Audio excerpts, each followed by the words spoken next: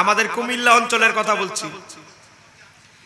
আগে 30 বছর আগে দেখেন আমাদের বাপ চাচারা যারা আছে এখনের মতো এত আলেম তখন ছিল না। তো ইমাম সাহেব যদি ছুটিতে যাইতো নামাজ পড়ানোর মতো সহজে লোক পাওয়া যাইতো না, কারণ যিনি ইমাম ছিল তিনি মুয়াজ্জিন, তিনি খতিব, এই বাসারাই জুমা পড়া, এই 5 ওয়াক্ত নামাজ পড়া, আবার মাঝে মাঝে হে আজান দেয়। ছুটিতে গেলে হাফেজ সাহেব পাওয়া যেত না। এখন তো আলহামদুলিল্লাহ আমাদের প্রত্যেক এলাকায় হাফেজ কোরআন পাওয়া যায়। ঈদের সময় ইমাম ছুটিতে গেলেও কোনো সমস্যা নাই, আলেম ওলামা ছুটিতে থাকে, বাসায় আসে, দেশের বাড়িতে আসে, পাওয়া যায়। তা আগের যুগে তো পাওয়া যাইতো না। আমাদের কুমিল্লা অঞ্চলের বাজারের মসজিদ হুজুর চলে গেছে ঈদুল ফিতরে ছুটিতে, সভাপতি কেশিয়ার সেক্রেটারি লেগে গেছে গুতাগুতি। সভাপতি কয় আমি নামাজ পড়াবো, কেশিয়ার কয় আমি কি তত্ত্বে সূরা কম জানি, আমি নামাজ পড়াবো।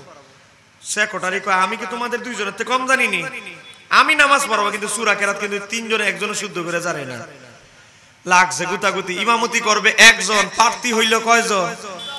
কিরে ভাই আপনারা কি রাগ করতেছেন নাকি? ইমামতি করবে কয়জন? প্রার্থী হইল 3 জন, লাগছে গুতাগুতি। মুসল্লিরা কয় তোমরা যে এত গুতাগুতি লাগছো, 3 জনের একজনের পিছনে নামাজ পড়বো না, আমরা একটা ছোটখাটো হুজুর নি পাই, আমরা দেখি তোমাদের গুতাগুতির জালে আমরা শেষ। এদিক সেদিক তাকিয়ে দেখতেছে একটা ছোটখাটো হুজুর নি পাওয়া যায়। এক বোকা মানুষ, চট্টগ্রামের ভাষায় বোকা মানুষকে কি বলে?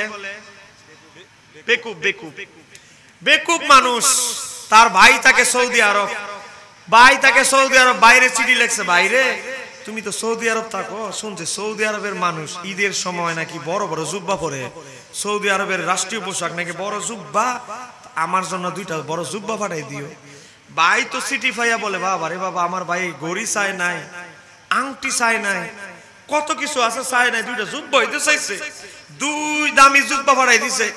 ভাই তো জুব্বা ভাইয়া ঈদুল ফিতরের দিন ঘুরতেছে বাজারে, মুসল্লিরা বলতেছে এতক্ষণ তো ছোট হুজুর খুঁজতেছি, আল্লাহ তো বড় হুজুর পাঠাই দিছে।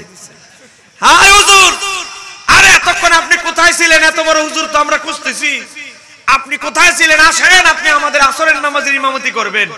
এই বেকুব বেচারা বলে জুব্বা পরে কি মুসিবতে পড়লাম, জুব্বা না পড়তাম তাতেই ভালো আছি, আমি কিভাবে ইমামতি করে কি করে আমি কিছুই জানি না, জুব্বা পরে তো মুসিবতে পড়ে গেলাম। এই বেচারা 9-6 অজুহাত দিতেছে, না না না আমি ইমামতি করব না।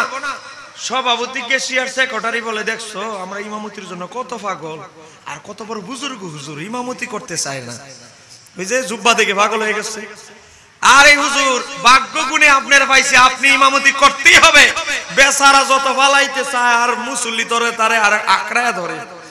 বেচারা অজুহাত দিতে গিয়ে বলে আমার তো অজু নাই। অজু নাই সমস্যা নাই, টিউবওয়েল তো আছে, একজনে ধাক্কা দিয়ে টিউবওয়েলের কাছে পাঠাই দিচ্ছে।